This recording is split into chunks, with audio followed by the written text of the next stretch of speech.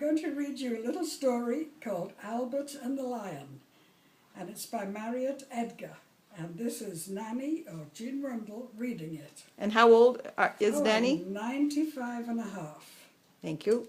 Now then, Albert and the Lion. There's a famous seaside place called Blackpool that's noted for fresh air and fun. And Mr. and Mrs. Ramsbottom went there with young Albert, their son.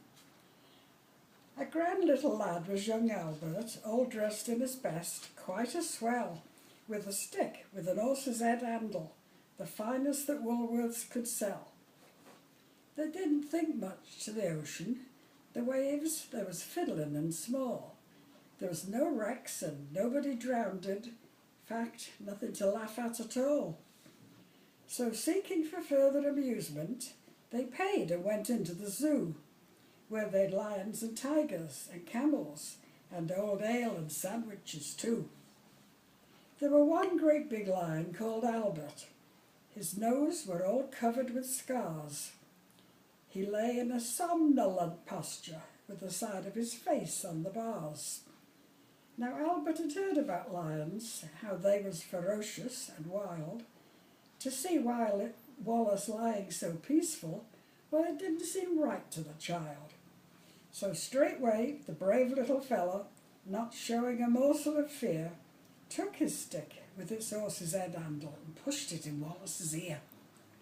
You could see that the lion didn't like it, for giving a kind of a roll, he pulled Albert inside the cage with him and swallowed the little lad whole. Then Pa, who had seen the occurrence and didn't know what to do next, said, "Mother, yon lion's at Albert." And Mother said, "Well, I am vexed."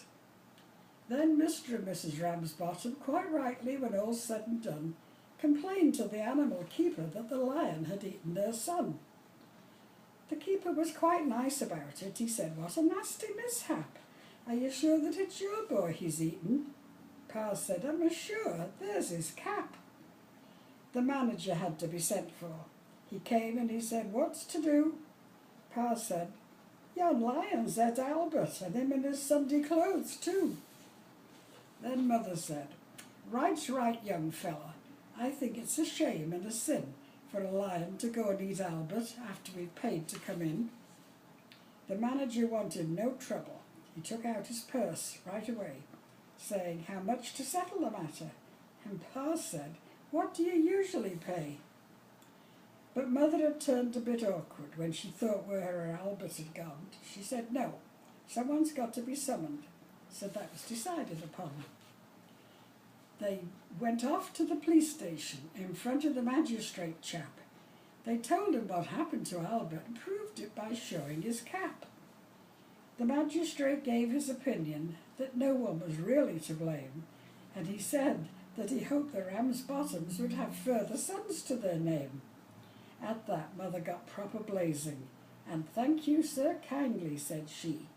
"What, waste all our lives raising children to feed ruddy lions? Not me."